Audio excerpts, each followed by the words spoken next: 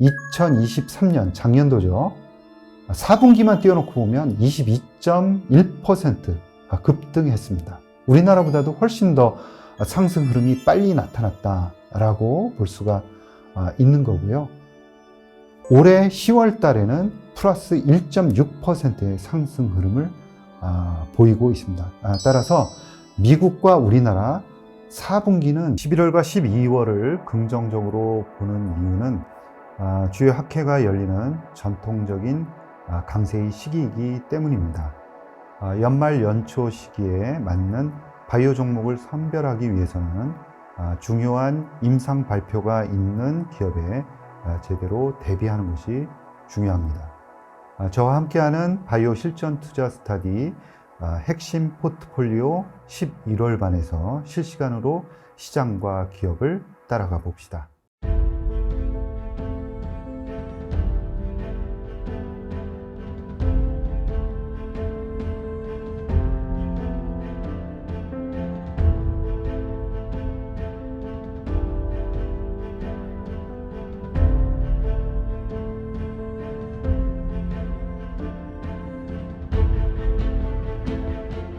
자, 이번 시간에는 이제 얼마 남지 않은 4분기에 바이오 투자를 해야 되느냐, 4분기 바이오를 주목해야 하느냐라는 주제를 가지고 여러분들께 말씀을 드리겠습니다.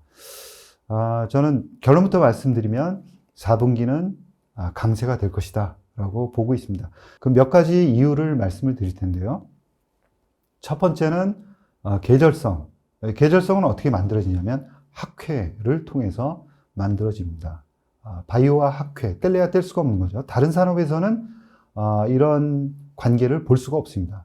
그래서 학회라는 게 도대체 뭐냐? 어떤 곳이냐면 모든 신약을 개발하는 업체들, 크건 작건, 빅파마건 아니건 모두 모여서 현재 개발되고 있는 그런 임상 결과를 발표를 합니다. 그래서 임상이냐 비임상이냐 그런 주제들을 가지기도 하고요. 또 어떤 질환을 타겟팅 하느냐에 따라서 학회는 굉장히 많죠. 그러나 이 바이오 업계를 주도하는 그런 학회들은 몇 개가 있습니다. 그 학회를 중심으로 해서 바이오 주가가 크게 계절성을 간다라고 볼 수가 있고요. 따라서 10월, 11월, 12월 그리고 1월부터 다시 조금씩 하락하기 시작해서 3월, 4월, 5월에 다시 상승하는 그런 흐름을 보이고 있습니다. 이렇게 흐름 안에는 아주 중요한 학회들이 숨어 있기 때문에 그런데요. 바이오 학회의 꽃이라고 볼 수 있는 아스코가 5월 말에 있습니다. 그리고 6월 초까지 이어지는데요. 그리고 그 전에 4월에는 AACR이라는 또 세계 3대 암 학회가 있거든요. 그러다 보니까 3월부터 주가가 움직이기 시작합니다. 그리고 아스코가 끝난 다음에는 조금 주춤하는 그런 모습을 보이고 있고요. 그 다음에 11월에는 SITC, 미국 면역학회, 그리고 12월에는 애쉬, 미국 혈액학회, 그리고 1월 달에는 JP모건 헬스케어 컨퍼런스가 개최됩니다. 따라서 11월, 12월을 중심으로 해서 바이오 주가는 상승 흐름을 탈 수밖에 없습니다. 자, 그러면 이러한 현상이 팩트였느냐 하는 것을 좀 점검해 볼 필요가 있겠죠. 한번 보겠습니다. 최근 5년 동안 4분기, 그러니까 10월, 11월, 12월 달에 주가 흐름이 어땠는지를 한번 살펴보겠습니다. 2019년 보면은 4분기에 코스닥 제약지수가 14.3% 상승을 했습니다. 그리고 2020년에는 11.6% 상승을 했습니다. 그렇지만 2021년 4분기에는 마이너스 10.3%, 그리고 2022년에는 6.9%, 작년에는 9.4% 상승을 했습니다. 그러니까 5개년을 본다 그러면 2021년 한 회를 제외하고는 모두 올랐다라고 볼 수가 있고요. 올해는 현재 기준으로 해서 플러스 0.5% 정도 상승하는 그런 흐름을 보이고 있습니다. 2021년에 왜 그랬을까요? 2021년은 금리가 급등하기 시작한 시기입니다. 따라서 모든 주가가 망가지던 시기죠. 따라서 어쩔 수 없습니다. 이런 시기에는 같이 망가질 수밖에 없는 거죠. 그러나 그러한 특수한 상황을 제외하고는 4분기는 역시 제약바이오가 강세를 나타냈구나 하는 것을 볼 수가 있고요. 최근 2년 동안도 강세였다. 올해 4분기는 어떻습니까? 2021년 같이 충격을 줄 만한 그런 사안은 아직 없는 것 같습니다. 경제에 대해서 여러 가지 얘기들이 많이 나오지만 경제에 충격을 줄 만한 그런 데이터 지표의 발표는 아직까지 포착되고 있지 않습니다. 따라서 올해 4분기도 강세일 가능성이 높다라는 점을 다시 한번 강조를 드리고 싶고요. 우리나라뿐만이 아니라 이런 현상은 나스닥에도 적용이 돼야 됩니다. 왜 그러냐면 우리나라 제약바이오, 미국의 제약바이오 이게 따로 갈 수가 없는 거죠. 그리고 일정 부분 우리나라만 갔다 그러면 그리고 미국 주식이 올라가지 못한다 그러면 상승은 제한적일 수밖에 없다라고 저는 보고 있습니다. 그런 현상이 1분기에도 그런 현상이 벌어졌습니다. 그래서 갭이 미국과 우리나라의 상승 갭이 벌어지다가 결국 우리나라가 하락하면서 어느 정도 폭을 맞췄다라는 경험이 있는데요. 이번 4분기에도 역시 마찬가지로 우리나라가 상승하고 있는 상황이기 때문에 미국이 주가가 바이오가 거꾸로진다 그러면 우리나라도 역시 맥을 출 수가 없다. 따라서 미국도 다시 한번 체크를 해 봐야 될 것 같은데요. 보실까요? 최근 5년 동안 미국의 4, 4분기의 바이오 지수, 헬스케어 지수, 특히 바이오텍의 대표적인 지수인 XBI의 상승 하락 흐름을 한번 살펴보도록 하겠습니다. 2019년도를 보면은 21% 상승을 했습니다. 상당히 좋은 모습을 나타냈고요. 2019년 21.4%, 2020년 27.5% 상승을 했습니다. 바이오의 버블이 일어나던 시절이었죠. 그리고 2021년 금리가 급등하던 시절입니다. 마이너스 11.2%. 우리나라가 10.5%이기 때문에 비슷하게 하락을 했다라고 볼 수가 있습니다. 2022년은 플러스 4.6%, 2023년 작년도죠. 4분기만 띄워놓고 보면 22.1% 급등했습니다. 우리나라보다도 훨씬 더 상승 흐름이 빨리 나타났다라고 볼 수가 있는 거고요.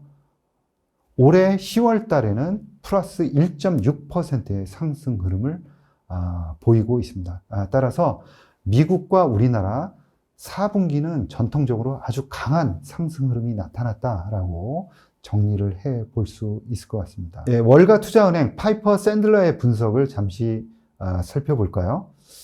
미국 바이오 헬스케어 섹터에서는 현재 매도가 지속되고 있다라고 이야기를 하고 있습니다. 이거는 바이오 투자에 있어서 항복이 나타나고 있다. 더 이상 바이오 투자하기 싫다.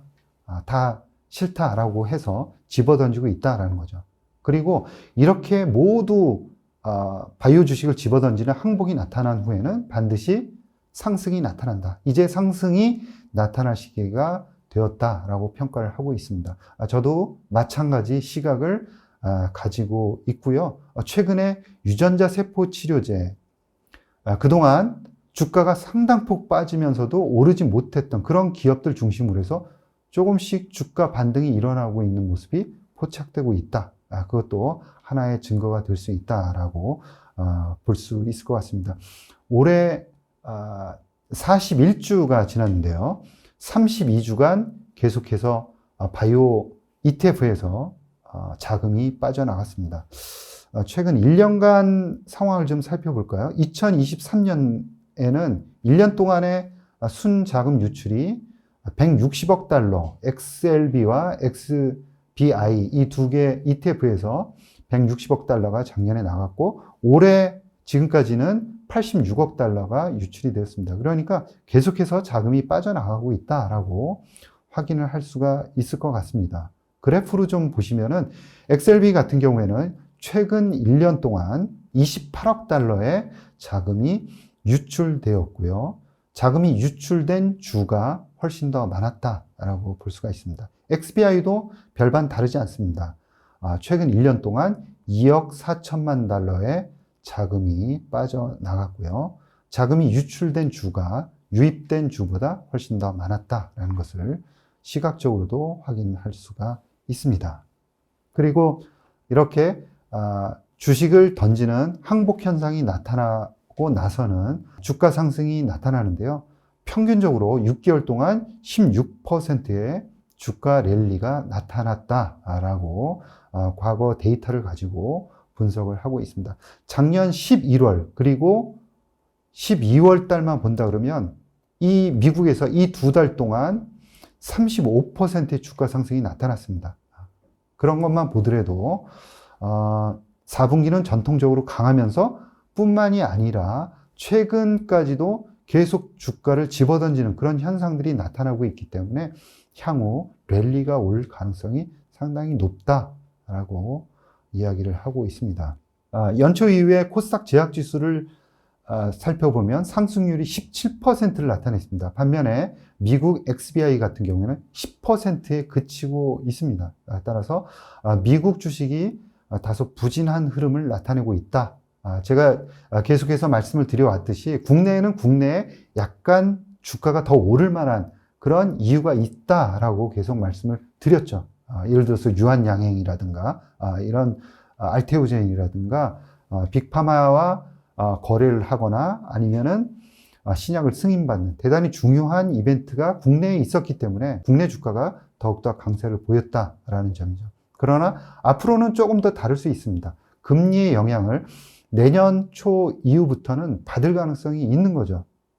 그래서 향후에는 지금까지 말씀드린 것처럼 4분기는 전통적으로 강하다라는 측면, 그 다음에 미국 주가는 계속해서 자금이 빠져나가는 현상이 나타났고 이제 항복이 나타나고 상승할 가능성이 대단히 높아지는 구간으로 진입하고 있다. 여기에 금리가 추가적으로 떨어지기 시작한다 그러면은 더욱더 상승 탄력을 받을 수 있다라고 볼 수가 있습니다. 만약에 미국 XBI 그 중에서도 유전자 치료제, 세포 치료제 등 기존에 꾸준하게 임상이 잘 되어 왔고 후기 임상을 진행하고 있음에도 불구하고 주가는 계속해서 부진한 모습을 보였는데 이러한 유전자 세포 치료제들의 주가 강세가 나타난다 그러면 국내 바이오 주식에도 큰 도움이 될 것이다 라고 생각을 하고 있고요. 이런 것들이 세컨티어, 그러니까 국내의 세컨티어 바이오 업체들하고 딱 맞아 떨어진다 그러면 우리 국내의 세컨티어 바이오 주식들의 상승 탄력도 아주 클 수 있다라는 점 여러분들이 염두에 두시면 좋을 것 같습니다. 자, 그러면 4분기 강세장이 좋은데 우리가 돈을 벌 수 있겠느냐 하는 건데요. 항상 말씀을 드리지만 바이오 주식은 좋을 때는 마냥 좋아 보이고 나쁠 때는 마냥 나빠 보입니다. 나빠 보이는 이유는 아직까지 돈을 벌지 못하고 있고 두 번째는 신약이 반드시 되느냐라는 굉장히 공격적인 질문을 받으면은 글쎄요 라고 대답할 수밖에 없는 것이 현실입니다. 그래서 확률 게임이기 때문에 안 좋아진다 그러면 순간적으로 불안할 수가 있고요. 특히나 바이오 공부가 안 돼 있다 그러면 이 불안감은 극에 달할 수밖에는 없는 상황입니다. 따라서 여러분들은 바이오에 대한 이해도를 조금 더 높이시고 또 종목에 대한 공부를 조금 더 하셔서 순간적으로 간헐적으로 짧은 기간 내에 그러니까 올라갔다가 순간적으로 떨어지는 그 폭이 아주 짧으면서도 굉장히 클 수가 있거든요. 그런 캐즘과 같은 그런 구간들을 여러분들 잘 견디시고 가야겠습니다. 이런 구간을 잘 견디느냐 안 견디느냐에 따라 갖고 수익률 차이가 크게 벌어질 수밖에는 없습니다. 두 번째 말씀을 드리고 싶은 거는 4분기 그리고 내년 초에 이벤트가 있는 종목들 위주로 해서 여러분들이 관심을 모아야 된다. 임상 결과를 발표하거나 아니면은 기술 수출이 임박해 있는 그런 회사들 위주로 해서 여러분들 포지션을 구축하셔야 된다라는 말씀을 드리고 싶고요. 모달리티 쪽으로는 이중항체 ADC, 그 다음에 TPD와 ADC를 결합한 DAC, 그 다음에 약물 전달 기술, 그 다음에 항체 융합 기술 쪽도 좋고요. 그 다음에 방사성 의약품 쪽에도 관심을 가져야겠습니다. 지금까지도 이제 조금 전에 말씀드린 이러한 모달리티의 국내 경쟁력 그리고 글로벌 경쟁력을 가지고 있는 업체들에 대해서는 여러분들께 꾸준히 말씀을 드렸기 때문에 그런 기업들 중심으로 꾸준하게 관심을 가지신다 그러면 충분히 좋은 성과 있지 않을까 생각을 합니다. 여러분 감사합니다.